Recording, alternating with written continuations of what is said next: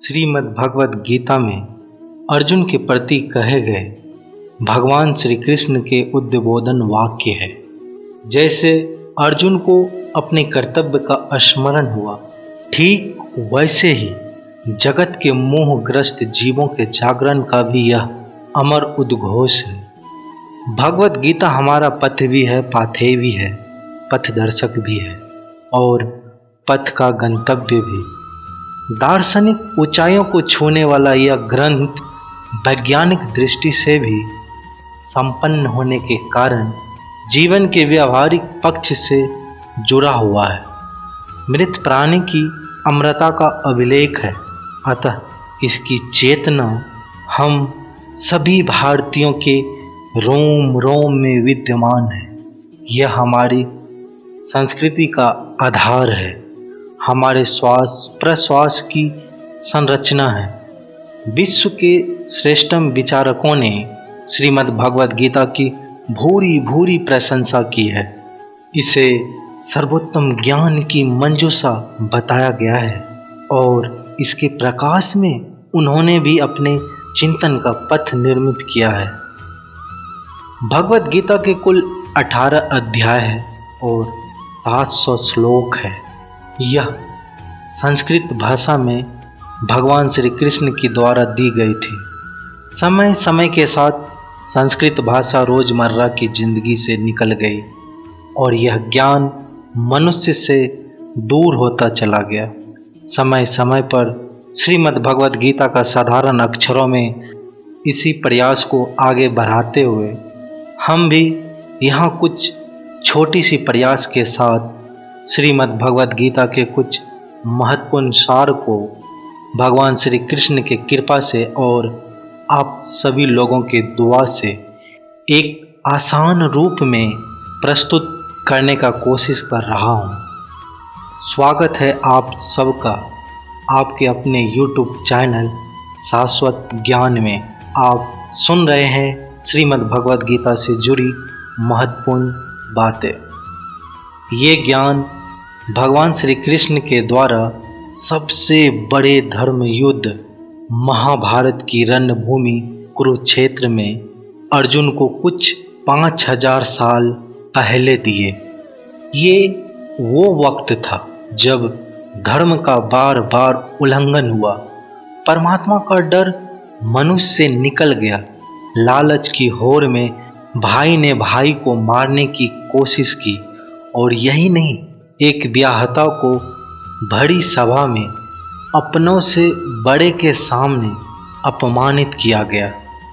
धर्म युद्ध महाभारत की रणभूमि कुरुक्षेत्र में युद्ध से कुछ पहले भगवान श्री कृष्ण के द्वारा मनुष्य जाति के कल्याण के लिए ये ज्ञान दिए।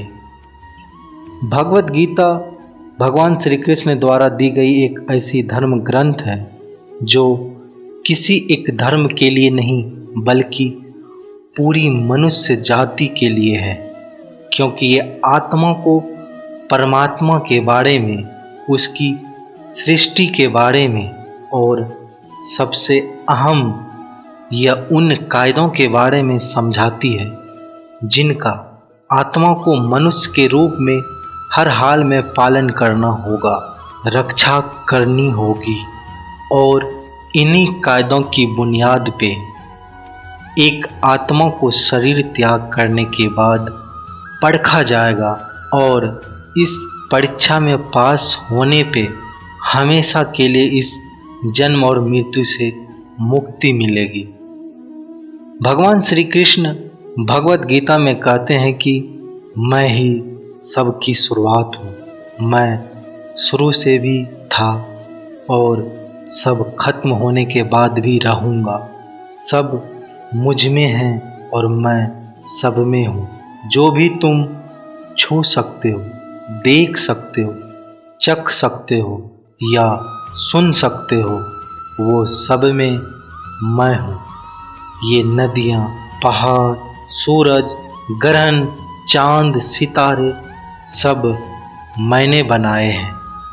मैंने ही भगवान, शैतान, राक्षस और इंसान बनाया।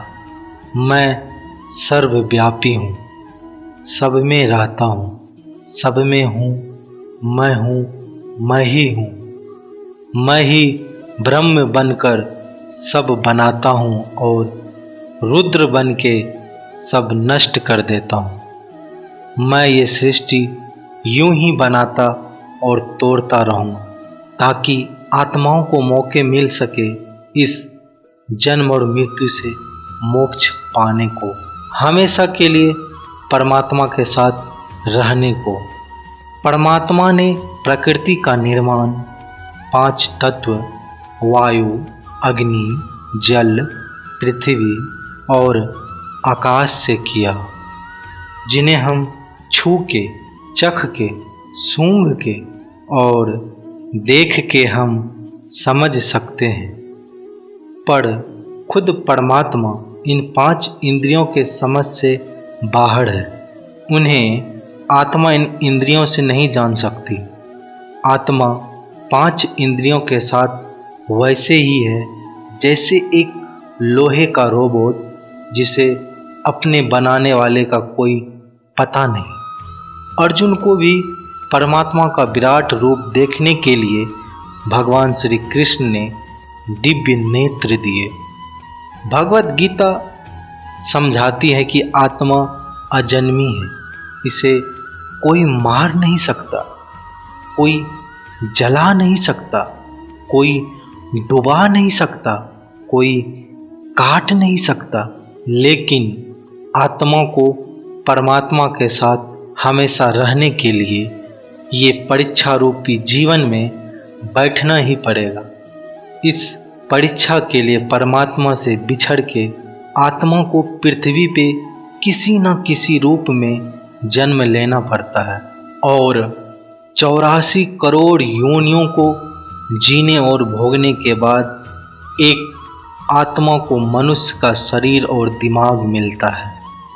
इस सबसे बड़ी मर्यादाओं की परीक्षा में बैठने के लिए हर मनुष्य को इस पूरी परीक्षा के दौरान तरह तरह की अच्छी और बुरी भावनाओं की चक्रव्यूह में अपने ही भाई बहन और मित्रों के साथ डाला जाता है, जिसमें हर आत्मा को अपने अंदर की तामसिक और राजसिक अवगुणों से निकल के सात्विक जीवन में प्रवेश करने के मौके मिलते हैं। हमारे तामसिक गुण वो है जो हमारे अंदर हीन भावना पैदा करके हमें खुद को उदास और नुकसान पहुंचाते हैं, और हमारे राजसिक गुण हमें ईर्ष्यालु और लोभी बना के दूसरों के प्रति नुकसान पहुंचा सकते हैं। इस परीक्षा के दौरान हर आत्मा को तामसिक और खत्म करके अपने सात्विक गुणों से परिचित होना पड़ेगा। सात्विक गुण वो है जो आत्मा को अपने आसपास की हर चीज़ से जोड़ना और उन्हें प्यार करना सिखाते हैं। परीक्षा के दौरान हर आत्मा को जीवन के चारों स्तंभ धर्म, अर्थ, काम और मोक्ष का ज्ञान पाके ही मुक्ति मिलती है। यही वो द्वार है जिन्हें समझकर ही आत्मा परमात्मा को समझ सकती है। पहला द्वार धर्म का है और शेर इसका प्रतीक है। धर्म वही है जो धारण किया हुआ है, जिसे आपका दिल मानता है, जैसे झूठ नहीं बोलना, चोरी नहीं करना, भगवान का निरादर नहीं करना, दूसरों को नुकसान नहीं पहुंचाना। यही सब धर्म है और हर आत्मा को अपने जीवन काल में हर समय धर्म का पालन करना होगा और उसकी रक्षा करनी होगी। दूसरा द्वार अर्थ का है और घोड़ा इसका प्रतीक है। हर आत्मा अपने हर जीवन के काल में अपने पृथ्वी पे होने का अर्थ या मूल कारण समझेगी।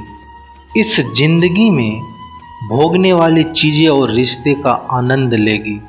अच्छा बेटा और अच्छी बेटी, अच्छा भाई या अच्छी बहन, अच्छा पति या अच्छी पत्नी बन के हर दुनियावी रिश्ते पर खड़ी उतरेगी और इस परीक्षा को पास करेगी। तीसरा द्वार काम का।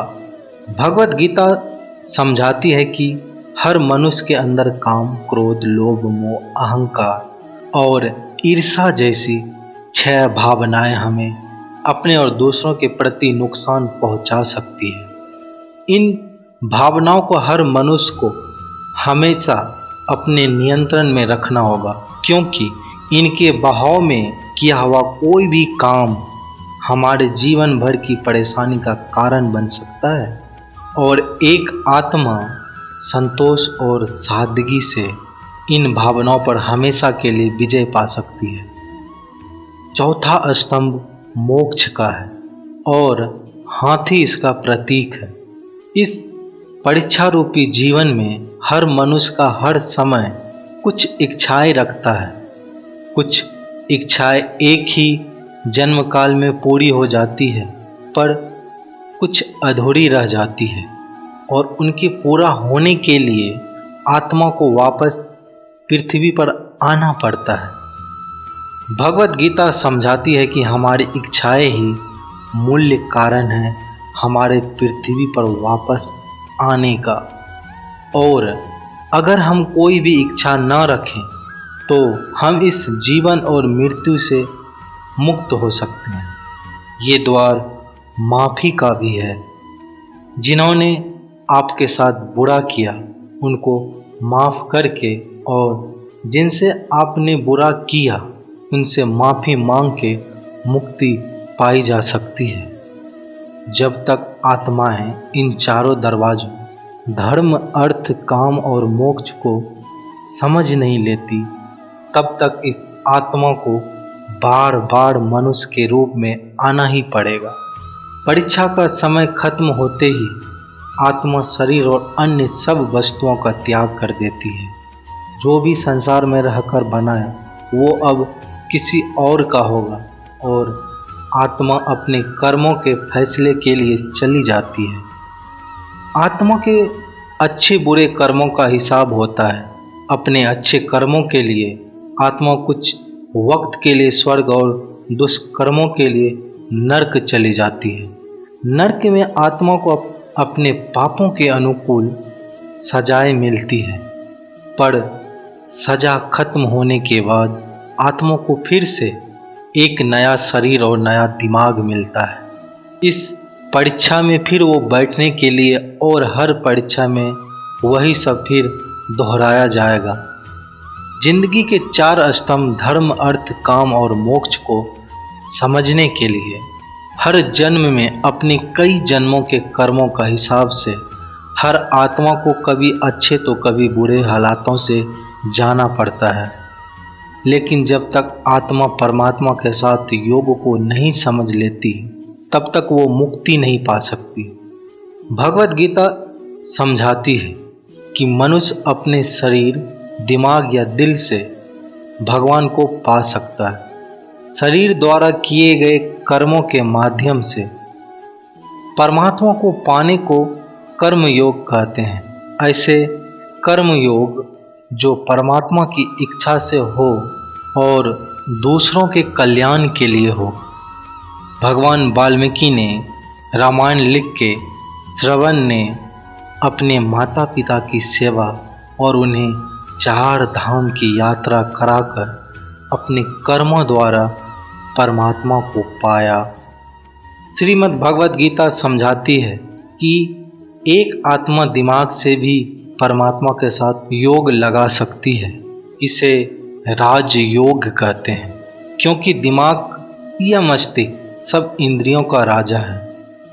एक मनुष्य अपनी आस्था, श्वास प्रणाली, अभ्यास, साधना और तपस्या से परमात्मा को इस योग के रास्ते पा लेता है। इस योग को समझने के लिए हमें अपने अंदर की एनर्जी, शक्तियों यानी चक्र और कुंडलिनी को समझना पड़ेगा। आत्मा मस्तिष्क से ध्यान लगाकर परमात्मा के साथ योग लगा सकती है। स्वामी शंकराचार्य, स्वामी परमहंस, स्वामी विवेकानंद और उनके जैसे कई योगी इस योग के रास्ते परमात्मा के साथ संधि लगा पाए। परमात्मा भगवत गीता में कहते हैं कि अगर किसी आत्मा को धर्म ना भी समझ आए, योग ना भी समझ आए, पर अगर वो मेरी शरण में आ जाए तो मैं उसके सारे पाप माफ़ कर देता हूँ। परमात्मा को ऐसे दिल की गहराइयों से पुकार के पाने को भक्ति योग कहते हैं। चैतन्य महाप्रभु, मीराबाई और भगवान हनुमान इस योग के सबसे बड़े उदाहरण हैं। लेकिन कभी आत्मा अपने होने का मूल्य कारण भूल के धर्म का उल्लंघन करे या पाप के रास्ते पर निकल जाए तो उसे ठीक करने के लिए परमात्मा खुद किसी रूप में पृथ्वी पे जन्म लेते हैं। दोस्तों, आशा करता हूँ कि आपने इस वीडियो में से बहुत सारी सीख लिए होंगे। मिलते हैं जल्द ही एक नए अद्भुत आकर्षक ज्ञानवर्धक वीडियो में। धन्यवाद। आप अपना ख्याल रखिएगा।